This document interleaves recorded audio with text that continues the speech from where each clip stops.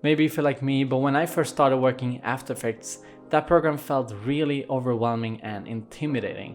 I just wanted to close that program right off the start. But now I wanted to make this video to remove that panic and how to customize your own layout based on your needs. So we don't need all that panels that Adobe suggests you to have. We're just gonna pick the ones we need, and hopefully this will give you a good start on how you can make your own and work without that intimidation. So let's do it.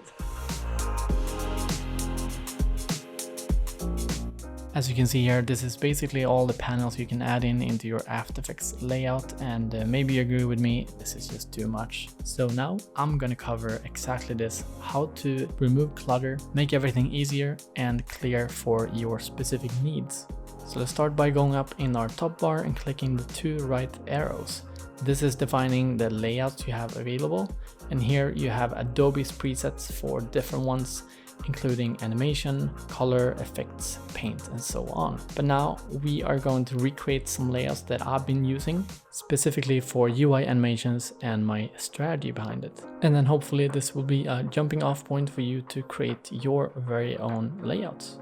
So let's continue by clicking standard in this dropdown, which will bring up the screen that you will see when you open After Effects for the very first time. And here is less than the previous one, but still a lot of stuff here, and it also makes the assumption of what will be useful for you, which we will now remove whatever is not needed and add in whatever we want.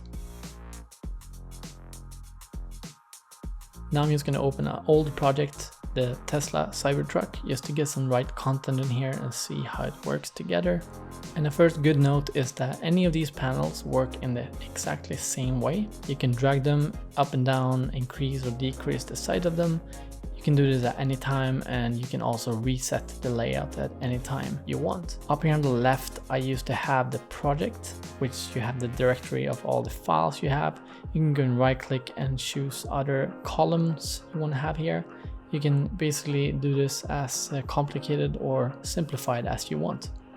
I usually have it pretty minimal with the name, color coding and type, and then I try to organize my folders so I understand what the relationship and the usage of each of these assets are.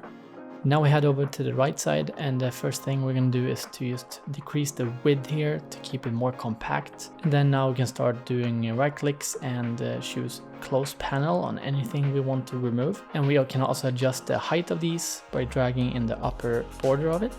And here I'm actually going to increase the size of this panel and drag it above another one. This will hide some of the icons, but that's okay because you don't need to show everything in there, just the ones you need. Then I'm going to close a few more, info, paint. I'm actually never used paint before. And there you can find all the available panels up in the window tab. Hold on, there's a fire truck in the background here. All right, where were we? So all the panels you've been using here have check marks and the other ones don't. I'm gonna go ahead and add a line to our layout. This one is amazing to have when you want to align things, distribute them vertically, horizontally, and basically save a lot of time from doing it manually. So now let's go ahead and click and simply drag to another panel. And as you can see, getting the option to dock this in either of the sides, but we're going to drop it in the bottom here. And this one is now part of this section.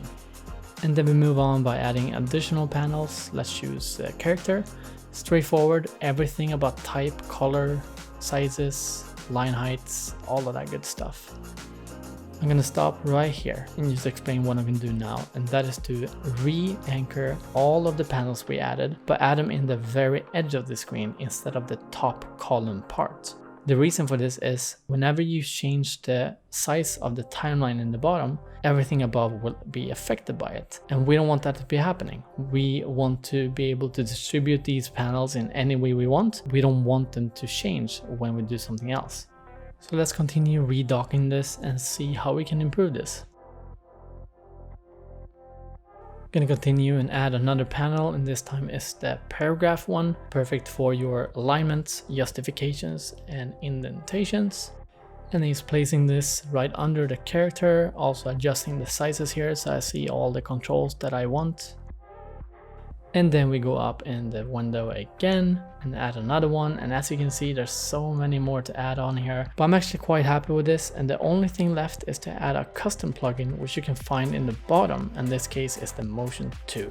I use it every time I animate, and this is perfect for all of your needs, especially easing curves, null objects, changing your anchor points, and so much more. I'm going to place this in the very bottom and then just go over with some slight modifications across the board here.